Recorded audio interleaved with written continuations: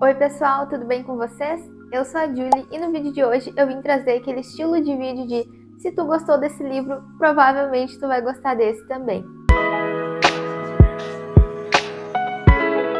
Se tu gostou de Verity, provavelmente tu vai gostar de Suicidas.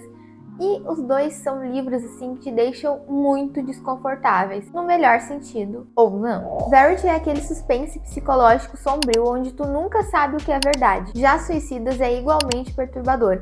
Um thriller barra suspense, nacional intenso, com uma trama cheia de reviravoltas bizarras e psicológicas. Ambos têm personagens moralmente duvidosos, revelações chocantes e finais que explodem a tua cabeça. Se tu terminou Verity pensando, meu Deus do céu, o que foi isso que eu acabei de ler, tu vai terminar lendo Suicidas do mesmo jeito. Eu não tenho dúvidas, gente, porque quando eu li esse livro, eu fiquei assim também, e todo mundo que eu converso já leu esse livro também fica assim, então sério, aposta em Suicidas porque ele é muito bom. Claro que é um tipo de livro que eu recomendo se vocês já leem esse tipo de livro. Se não lê ainda, eu recomendo demais olhar os gatilhos antes, porque sim, é bem bizarro, é extremamente chocante, principalmente as cenas do porão, e quem já leu sabe do que eu tô falando. Se tu gostou de Quarta Asa, leia A Serpente e as Asas Feitas de Noite. Essas duas fantasias ou romantasias têm aquele ritmo de leitura viciante, protagonistas fortes que a gente ama e também aquelas narrativas envolventes com aquele toque de romance que a gente ama também, né? Em Quarta Asa a gente tem uma escola militar com provas de vida ou morte e dragões. Já em A Serpente e as Asas Feitas de Noite a gente tem aqui um torneio chamado Kejari, onde os candidatos eles disputam ali pelo prêmio que é um desejo concedido pela deusa da noite, a deusa Niaxia. Então em Quarta Asa a gente vai ter ali os personagens disputando por algo, e A Serpente e as Asas Feitas de Noite a gente também vai ter ali uma competição, então os dois se enquadram muito nessa temática, né? Em comum, então, esses livros têm personagens que desafiam o sistema, que vão ali correr atrás do que elas acham que é certo. São desafios brutais, intensos, físicos e emocionais que vão te levar aí numa escrita cheia de adrenalina e emoção. Se tu gosta de mundos perigosos e protagonistas que não baixam a cabeça, que correm atrás, eu acho que esse é o match perfeito. Então, se tu gostou de um, eu acho que provavelmente tu vai gostar do outro. Agora, falando de romance de época, muito provavelmente, se tu gostou dos Bridgertons, provavelmente, assim, ó, quase 100% de certeza tu vai gostar da série dos Irmãos Trelawney, da Lorraine Hatch. Gente, essa série desbancou os Bridgertons pra mim, tá? Pra vocês terem uma noção do quanto eu amei demais esses livros, tá? Porque os Bridgertons, pra mim, eu tenho muito apego sentimental por eles, porque foi a primeira série de romance de época que eu li, então me introduziu a esse universo e eu amei demais essa família, a união deles. E em Os Irmãos Trelawney a gente também vai ver isso, mas com uma carga talvez um pouco mais dramática, eu não sei.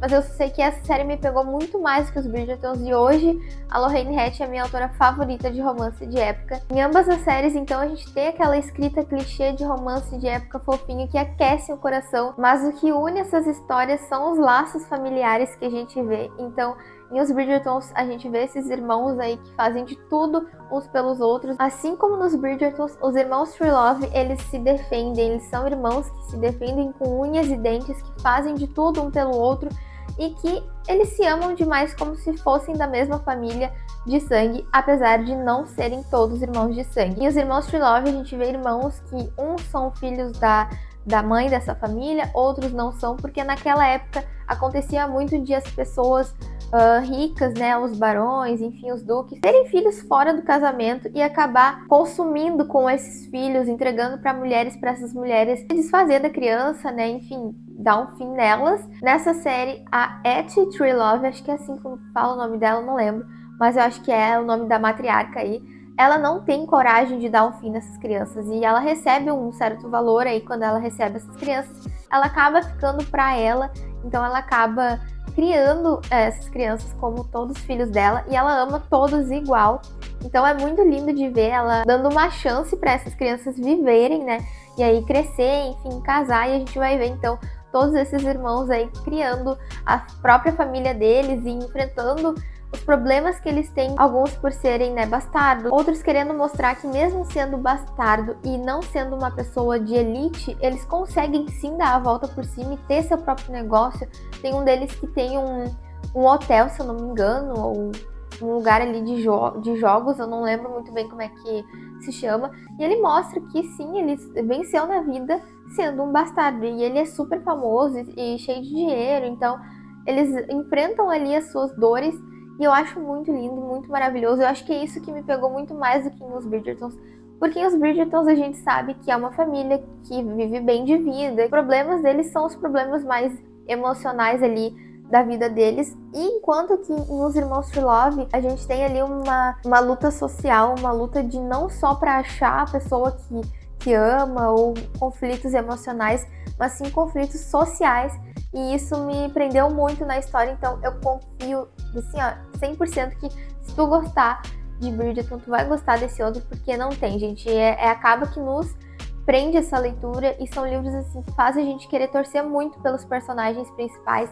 e eu amei demais, virou minha série favorita de romance de época e minha autora favorita de romance de época. Agora falando de suspense, se tu gostou de A Paciente Silenciosa, provavelmente tu vai gostar do livro O Paciente, do Jasper Dewey. Eu gostei demais desse livro, tá, gente? Eu achei assim que é a mesma vibe, sabe, de A Paciente Silenciosa, onde a gente tem um paciente, sabe?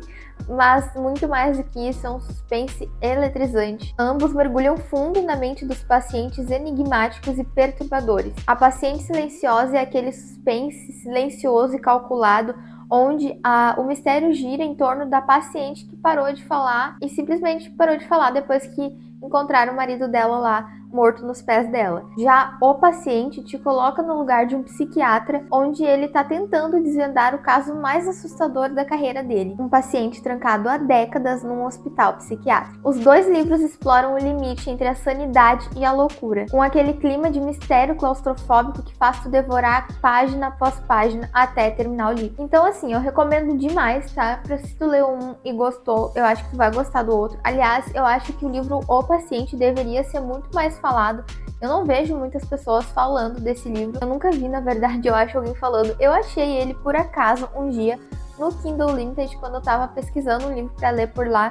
E eu achei muito interessante a sinopse. E, gente, eu gostei demais. Já faz um tempinho já que eu li, acho que faz uns anos já. Mas eu recomendo demais essa leitura, então, se tu gosta desse tipo de livro. Agora trazendo aqui uns livros que eu não falo muito por aqui, mas eu acho que vale muito a pena tu dar uma chance. São livros assim que não são livros de ficção, são livros de histórias de verdade, então por isso que não é algo que eu trago muito aqui. Tô falando de O Diário de Anne Frank. Se tu gosta desse tipo de livro que fala sobre a história de uma pessoa contada de um diário, é uma história chocante, é uma história triste, mas eu acredito que a gente tem que ler esse tipo de história pra gente não deixar a história morrer, né? E não deixar ela se repetir.